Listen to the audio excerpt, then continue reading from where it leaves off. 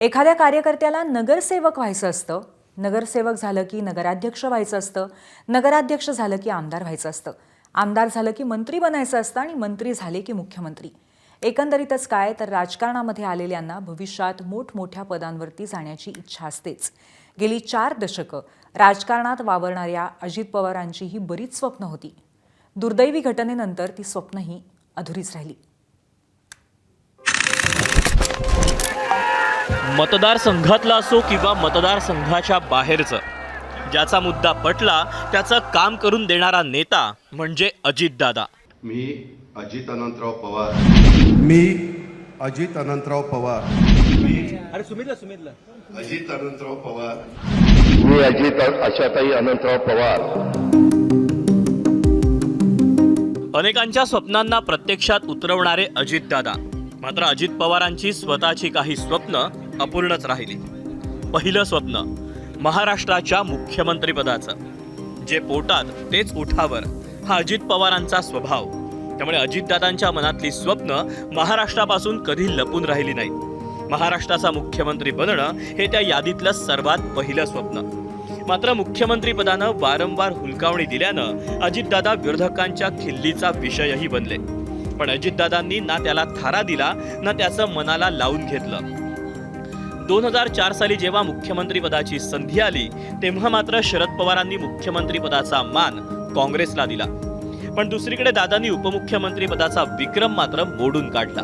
राज्याचे मुख्यमंत्री बदलत राहिले पण उपमुख्यमंत्री अजित पवार कायम राहिले. आपल्याला सगळ्यांनाच तसं वाटत असतं, परंतु शेवटी तो योग पण जुळून यावा लागतो. कारण मलाही वाटतं अनेक वर्ष मुख्यमंत्री व्हावं, पण कुठं जमतंय. त्याच्यामुळं कधी ना कधी तो योग येईल, नाही असं नाही. मुख्यमंत्री पदासाठी देवेंद्र फडणवीसांनी विधिमंडळातच दादांना शुभेच्छा दिल्या होत्या.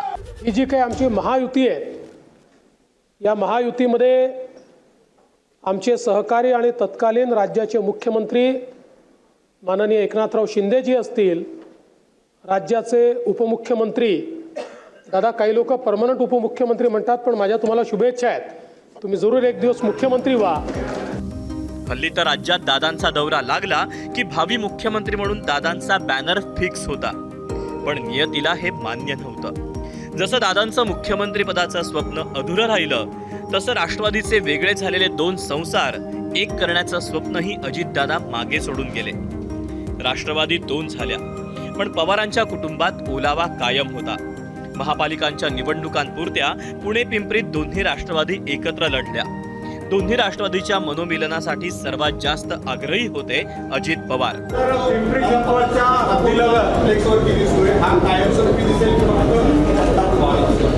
तुझ्या तोंडात साखर पडो, तुझ्या तोंडात साखर पडो. दादांचं उत्तर ऐकून दोन्ही राष्ट्रवादीचे कार्यकर्ते नक्कीच सुखावले होते. दोन्ही ठाकरे बंधू एकत्र आले. त्यांनी म्हटले की आता एकत्र आलो आहोत ते वेगळं होण्यासाठी नाही. तर असं काही आहे का, म्हणजे ज्या पद्धतीचं आपलेच वक्तव्य आहेत त्यात नुसतं एकत्र राहणार आहे की थेट मर्जच होणार आहे? त्यामध्ये अजून तो विचार केला नाही, कारण आता निवडणुकीची धामधूम इतकी आहे, आम्हाला इतकं रोज म्हणजे काम करावं लागतंय. आता उमेदवार निवड झाल्यानंतर मग छाननीनंतर काहींना विड्रॉ वगैरे अशा सगळ्या गोष्टी झाल्या. तो विचार आम्ही त्या ठिकाणी केलेला नाही आहे.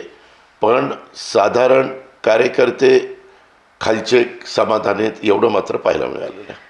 दादा तुमची इच्छा काय आहे? म्हणजे आता तुम्ही मनात हे मानलं आहे की 2 वेगळे पक्ष आहे आणि ते तसेच राहणार आहे, की तुमच्याकडनं तुमच्या मनात काही इच्छा आहे की एक? सरिताताई, राजकीय जीवनामध्ये काम करत असताना आपण पण अनेक वर्ष ह्या क्षेत्रामध्ये काम करताय आणि इथपर्यंत पोचलेला आहात.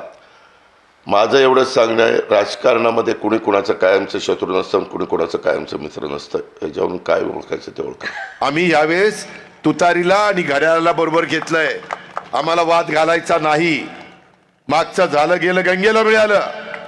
आता आपण सगळ्यांनी एकोप्याने काम करायचंय. अजितदादांच्या हयातीत राष्ट्रवादी दुभंगली.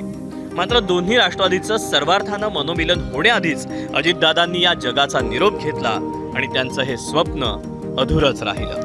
आंखों में कई ख्वाब बाकी है, दिल में कई हसरतें बाकी है, मैं कैसे थक जाऊं, अभी कई मंजिलें बाकी है. एबीपी माझा, उघडा डोळे बघा नीट.